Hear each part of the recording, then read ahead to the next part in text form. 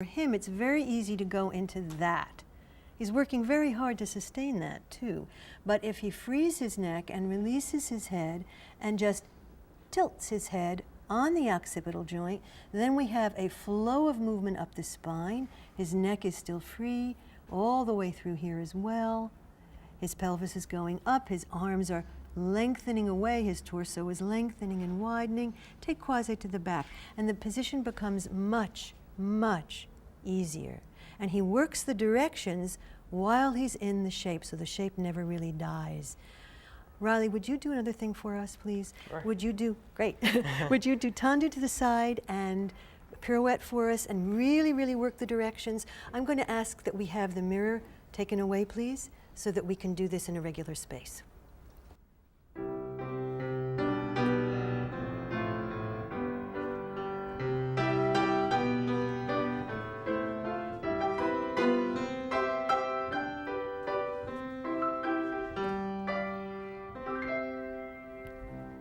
Thank you, Riley. Thanks so much. Thank you. Excellent.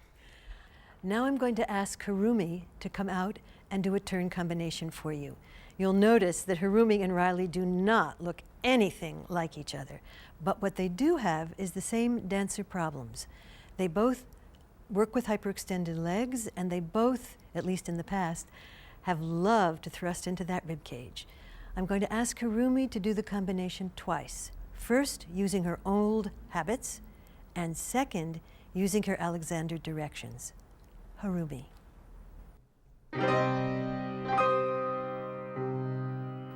Watch how far Harumi is pushed into her rib cage. She's not quite steady on her legs.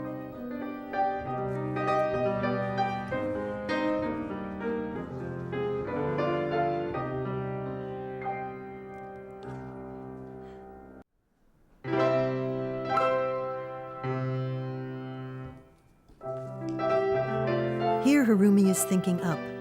She's using her Alexander directions to be steadier on her legs and to make her turns crisper.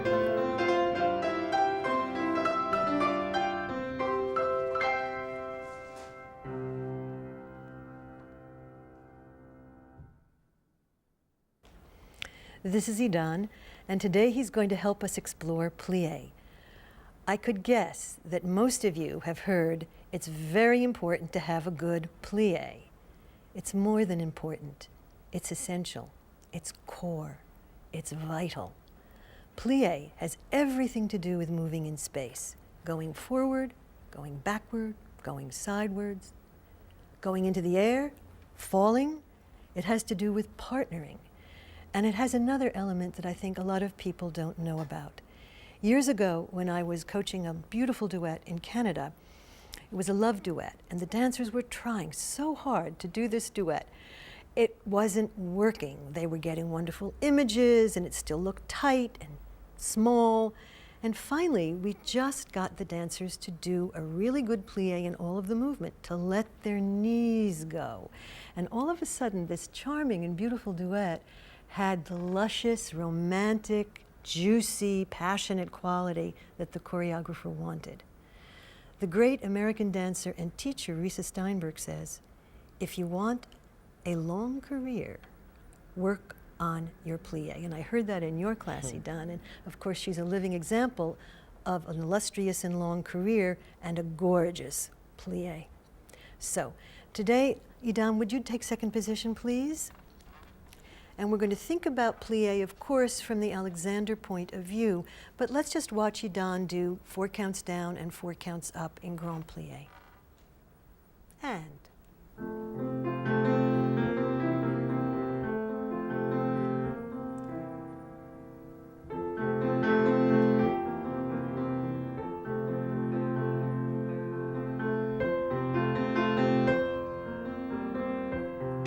It's so beautiful. Idan, do it again and do it twice as fast. You just go down and you come up, okay? And.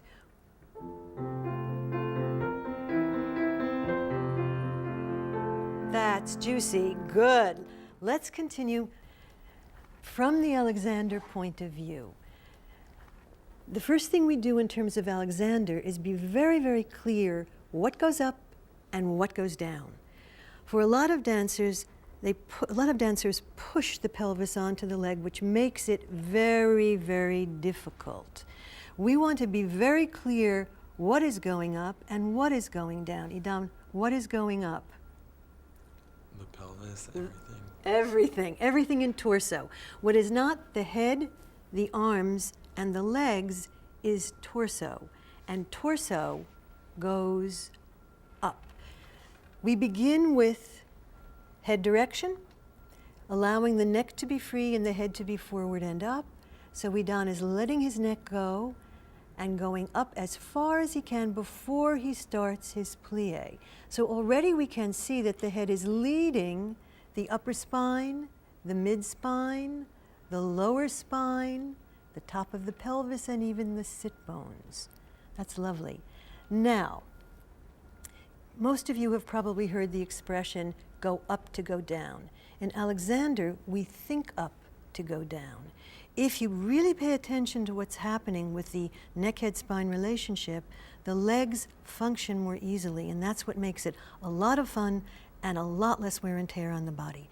So Idan is going to go up to go down. He's not going to pull up to go down, all right? Pulling up to go down is, I think, what a lot of dancers do. They push a little bit here. They go this way, and you can feel very up. I'm going to actually turn Idan sideways so you can see that better. Okay? Notice that he's actually lifting into the front of his chest, and he may feel, I don't know, do you feel like you're pulling up? Feels like he's pulling up, okay. But watch his back, because actually his back is collapsed down. And that's not really very good alignment at all, and not very good for his plie either. So we want to help him to allow his neck to be free, to allow his head to be forward and up, and to allow his ribs to drop back and up so that he can come into alignment as he does his plie and actually go up to go down. So one of the things he has been working on is opening his back and widening his chest and releasing out so that he can breathe more fully and be broader. So this is going up to go down, and once more we're going to do thinking up to go down in Alexander terms, and let's just stay with that a second, okay? So you're letting neck be free, you're letting head be forward and up. Excellent, the head is moving up, the upper back goes, the mid back, the lower back. Take your plie now, Idan. Yes, so it's even nicer. Do you see that, everyone? It has a greater lift to it. Now, we have something else to show you today about legs, because of course this is plie, and we do get very interested in legs. Who am I kidding? Well, my dancers are obsessed with legs. So while we work torso, neck, head, and spine, there's something else you can do to enrich the stretch in the plie. And this has to do not just with the thigh and the knee, because we all know that that's going to, in a second anyway, the legs are going to separate, but there's also something else in the calf and the shin.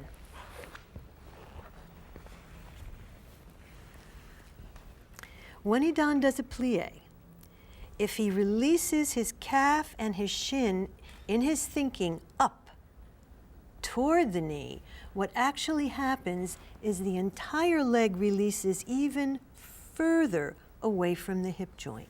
And of course, we're going to take for granted the fact that the foot is on the ground and that it is releasing into the ground and that the floor is coming up with its own energy, the earth, to meet the leg of the dancer.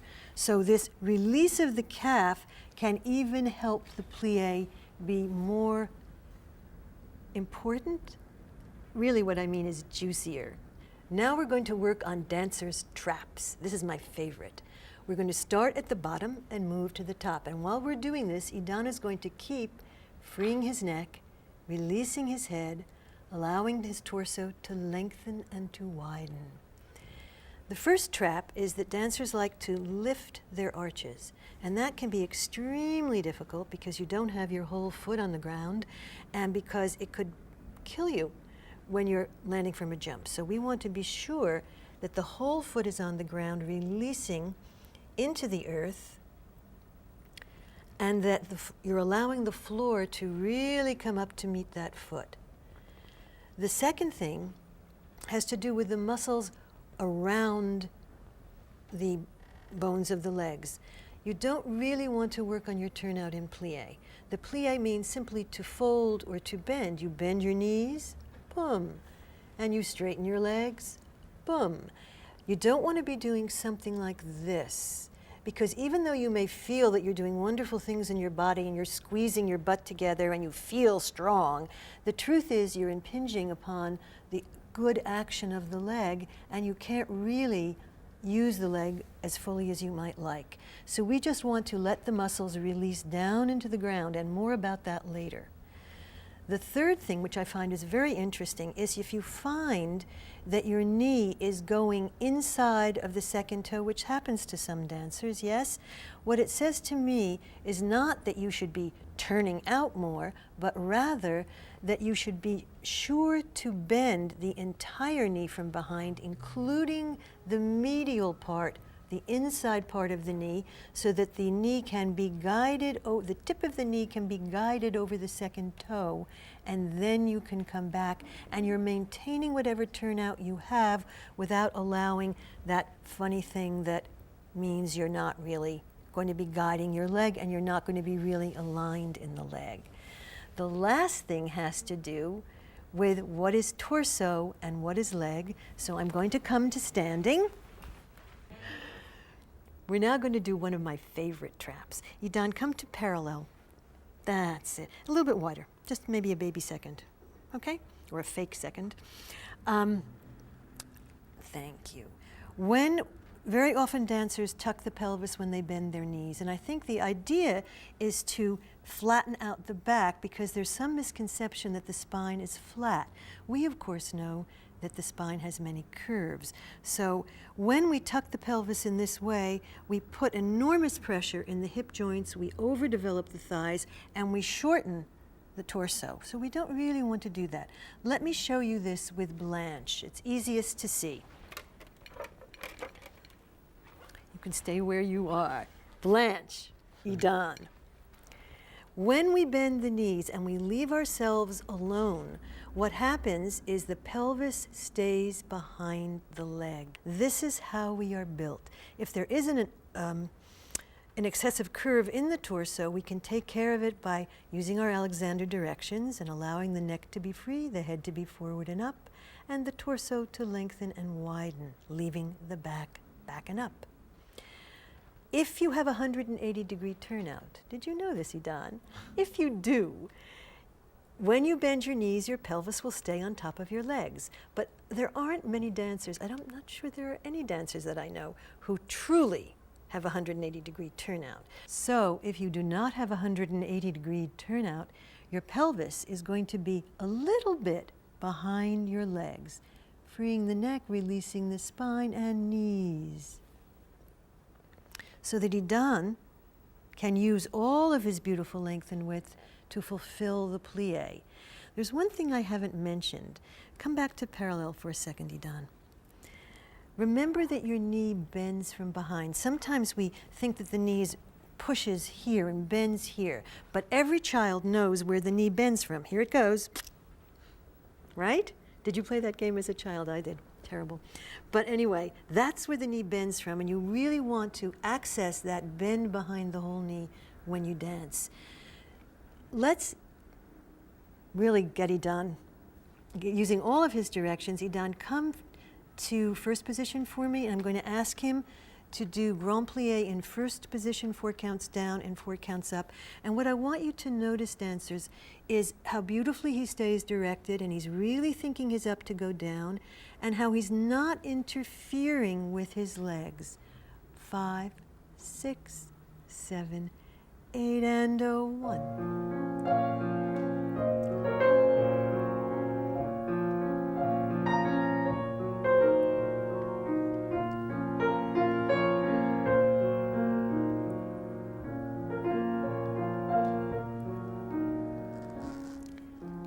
The same thing happens in 5th position. So even though you may feel that this is a much more complex shape, and even though it actually is a more complex shape, what you're doing in terms of what goes down is exactly what we started with at the beginning of plie. The torso is going up, led by the head. The legs are releasing. and we're going to even be a little bit freer. So let's see if Idan can use his directions to maintain all of that beautiful torso integration as he does plie.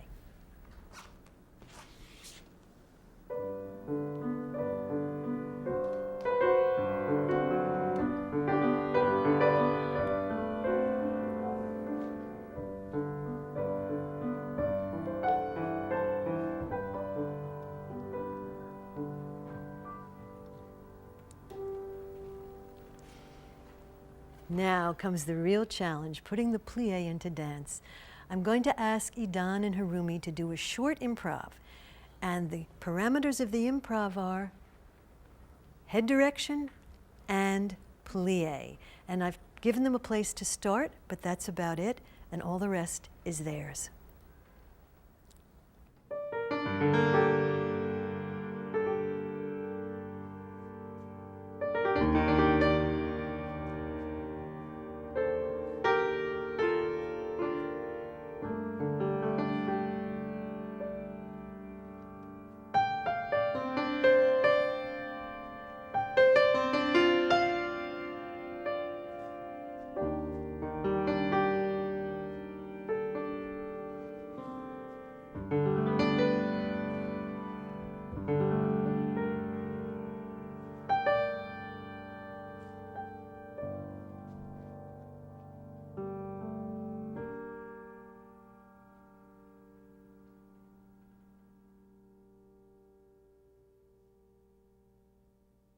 This is Laura, and she's going to help us explore Alexander's third concept of good use, to let the leg release away from the hip joint. And of course, like the others, we do it by our thinking. One of the hardest things to find is to find which way is down. So that takes a certain amount of time with me and with my dancers to actually define where down is. What happens is that most dancers pull their thighs up. And when you pull your thigh up, well done. You're also pulling the calf up, and there's no real energy down into the leg. So we want to help the dancer, you and Laura, to find which way down is before we can even do tendu. And of course, we are going to get to tendu, but we've got to go down first. So I'm going to